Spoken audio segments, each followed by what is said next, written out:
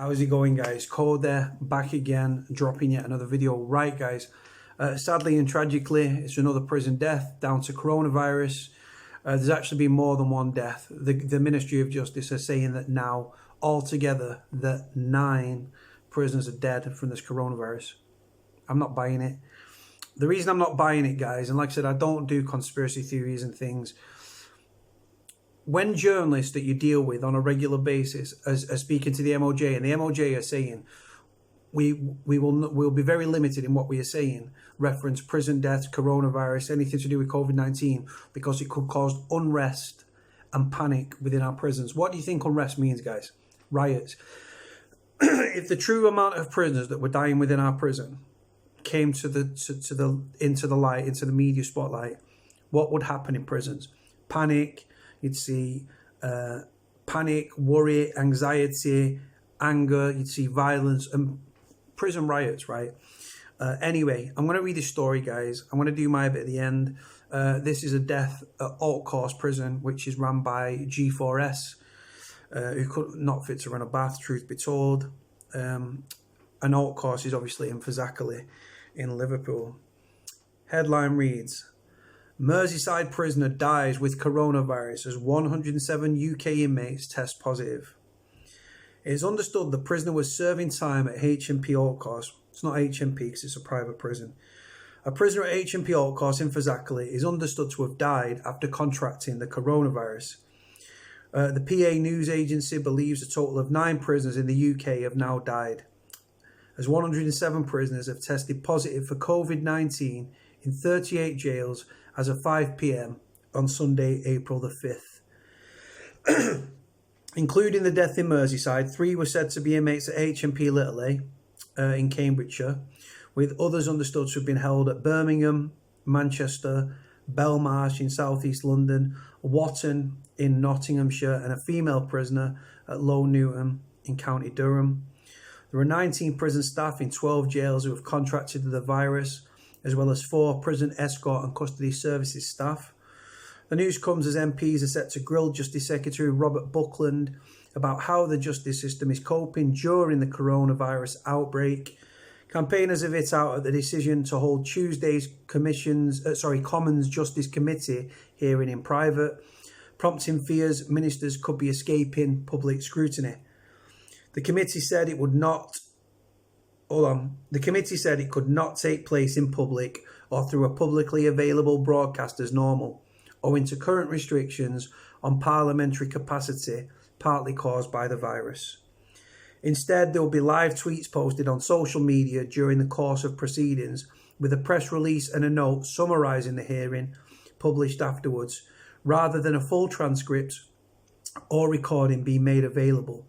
Committee Chairman Bob Neal said in a statement that he shares concerns about the meeting being less open than it would usually be in this case, but the House of Commons does not have capacity to record and broadcast the meeting, which the committee finds as frustrating as anyone. Rubbish. On Saturday, the Ministry of Justice announced that up to 4,000 low-risk prisoners in England and Wales will be temporarily released from jail in an effort to try to control the spread of the coronavirus, and follows a similar decision to free pregnant prisoners and those behind bars with babies. More than half of criminal and civil court buildings have been closed in a bid to prevent the spread of the virus, with only urgent hearings taking place while prosecutors were issued guidance on how to prioritise cases. Now, don't you think it's a bit suspicious that news is still being filmed and everything else, and these talks are still going on? Normally, you can get this hearing online, right? You can normally view in and listen to what's being said, right? Every time they have a hearing, you can go onto the channel and you can watch it. I've watched it personally myself in the past. They're not doing this time. The reason they're not doing it this time, guys, is because they are going to be talking about the real truth, what's going on within prisons, the amount of deaths within our prisons due to COVID-19. If you believe that 6.5, nearly 7,000 people lay dead, and you believe that only 9 prisoners have died from this virus, knowing that prisons are breeding grounds for infections and viruses, and that prison visits continued, and prisoners were still being sent to prison, and prisoners were still being transferred around the prison system, and visits were taking place, and legal visits, and prison officers were coming and going and stuff like that, and not practicing social distancing. If you believe that only 9 prisoners have died and there's only 107 that have tested positive, then I'm sorry, but you need your eyes opening. There is more going on, guys, than within our prisons. Like I said, these 9 people that have died, they've definitely died. But there is definitely more than 9 people that have died. And like I've said, at least 4 of these are believed to be sex offenders. At least 4. 3 at Lachey. The reason that we know that is because HMP Lachey has a 100% sex offender population. And I believe the female that died at Low Newton was a paedophile or a rapist, sex offender anyway. She's dead. Like I've said, my thoughts and prayers go out to all the prisoners that have died, friends and family, because they've done nothing wrong. They're not guilty of an offence at all, right? And my thoughts and my prayers are massively with them. And God bless them all. May they rest in peace. Whenever a prisoner dies in prison, doesn't matter what the circumstances are, a file will be passed to the prison and probation ombudsman, who's supposed to be independent. Personally, I don't buy that. I'm very critical and very cynical of the system, guys, because we know what goes on within prisons.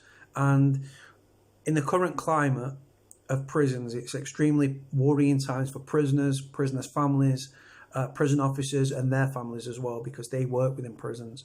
But they get to go to home at the end of the day, where prisoners don't. Like I said, I'd like to, whoever this prisoner is, as long as he's a general population prisoner, God bless him. May he rest in peace. Guys, the reason that I am wary of what the Ministry of Justice say, and like I said, you look at these hearings, what they got to hide? Are you telling me that they can't put a camera guy at a 2-metre distance and film it and with a sound guy and broadcast it? The reason is because they are discussing the true amount of prison deaths and how many prisoners have actually got COVID-19 within our prisons. Like I said, guys, just because people are like sheep and they think, oh, well, it's in a newspaper, it must be true. Because, oh, they're only saying that 9, so it's only 9 that have died. Keep telling yourself that. If they said that no prisoners had died, it would be suspicious. So, we'll few more. And on top of the 9 prisoners that have died, you've got 2 prison staff that have died. Beauville Peter, God bless him, may he rest in peace. Patrick Beckford, God bless you, may he rest in peace. Both in 60s. Both were officers at Pentonville Prison in North London. God bless those 2 men. May they rest in peace.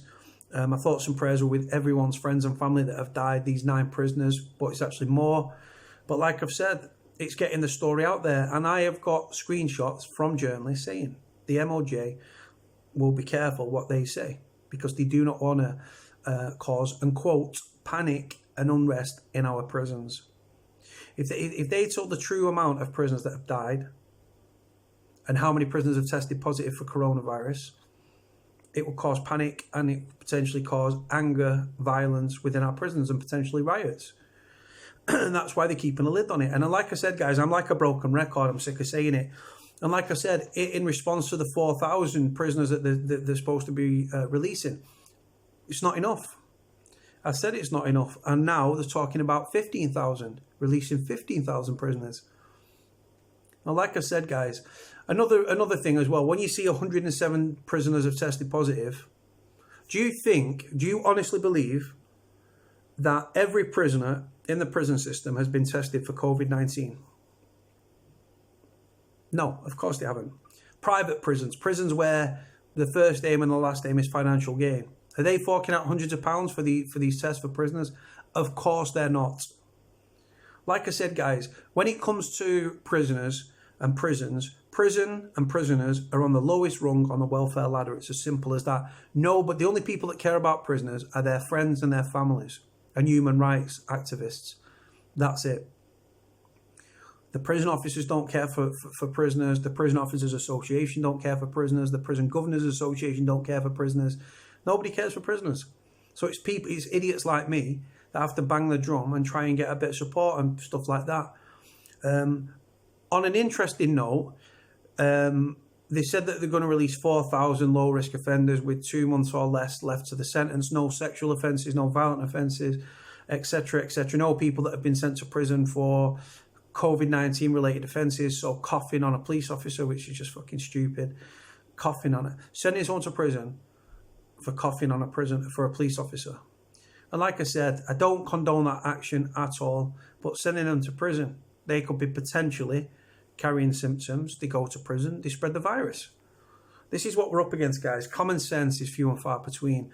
But the thing is, from what I'm hearing now, there's now calls for 15,000 prisoners to be released. I support it. I support it. Again, non-sexual offenders, sex offenders, it doesn't matter how long they've got left, no sex offender should be included. And from what I've heard, they haven't been in the 4,000. Now they're talking about 15,000, guys. Fantastic news for prisoners, but not all prisoners. It's like a lottery. Like I said, I've heard today that the girlfriend of a prisoner that was on remand, that's not been up on a JC or a judge in chambers or a bail application, not been up on a bail application or a JC, and he's been released. He didn't know he was going to be released. He's been released. They're releasing him on tag. Again, guys, releasing somebody on tag costs approximately £166 to house someone in prison a month. £3,000. So £3,000 to house someone in prison to put them on tag. £166, guys. It's cost effective. It will ultimately save lives, and I support it. Prisoners are people too, guys. Prisoners are being given a prison sentence. They are not being given a death sentence. My thoughts and prayers go out to the prisoner's family in this particular case as well, and all the other prisoners that have died in the system through COVID-19, through natural causes, medical negligence, suicide, and everything else. God bless them all. May they all rest in peace. Going to leave it there, guys. Link in the description below, like I always do. If you need me, my number's on the screen. Like, comment, subscribe. Cody out.